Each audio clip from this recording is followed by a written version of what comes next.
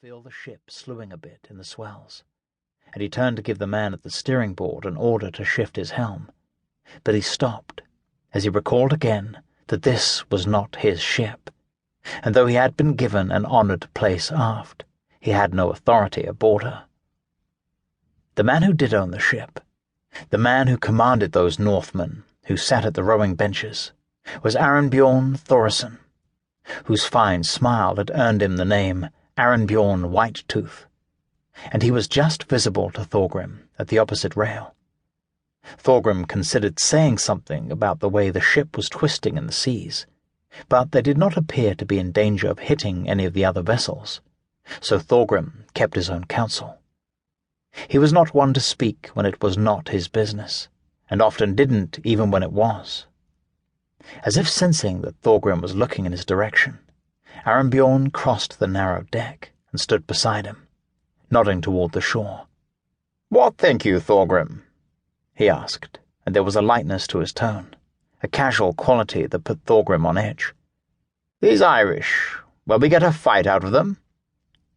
"Hard to say with the Irish," Thorgrim replied, choosing his words with care.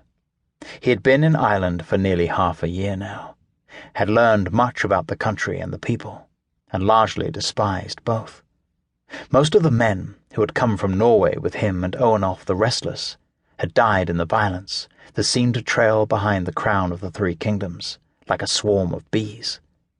Those who survived had been left adrift in an Irish boat made of wood and hide, then were swept up in the great fleet of Olaf the White, on his way to take Dubh-Linn from the Danes.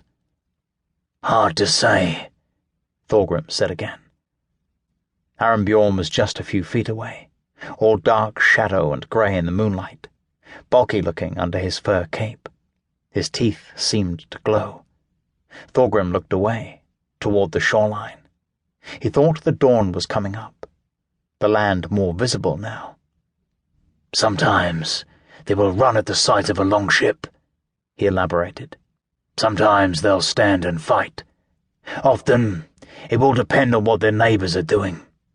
Every third Irishman is a king of something, lord of some cow pasture. If they are at war with one another, they'll have no men or stomach for a fight with us. If they decide to band together, they can field a decent army, put up a real fight."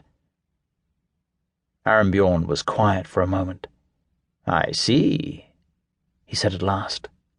"Well, we'll see how things lay soon enough." Thorgrim's mind went back to the last time he was in that place, standing on the deck of a longship, anticipating a fight.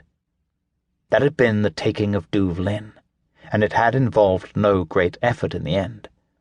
Olaf's force was overwhelming, and Dubh-Linn was no longer some outpost barely clinging to the Irish coast, but a genuine settlement, with shopkeepers and brewers and blacksmiths and carpenters, and all manner of tradesmen and artisans, who did not care a whit for who ran the town, as long as they were left alone to earn their living. Those few Danes willing to die to defend Dubh-Linn did so quickly, and the rest welcomed the newcomers with a shrug.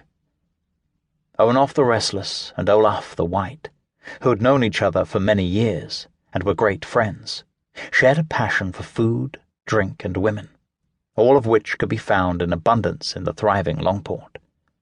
Soon, Owenolf was proclaiming that the new Dubh-Linn was as fine a place as Valhalla was likely to be, without the bother of having to take to the field and spend each day hacking and killing your fellow revellers. Owenolf swore by Odin that he intended to return to Norway as soon as he could, but those claims grew more infrequent with each night spent at the mead hall, until finally, having failed to convince anyone of his sincerity, Owenolf stopped trying to convince himself. Thorgrim was certain now that it was growing light, and fore and aft men were beginning to move, as if animated by the grey dawn. Thorgrim could make out his son, Harald, on the fourth oar from the stern, larboard side. The boy had grown since they had sailed from Vik with Owenolf, Harald's grandfather, grown in many ways. Physically, he was twice the young man he had been then. He was certain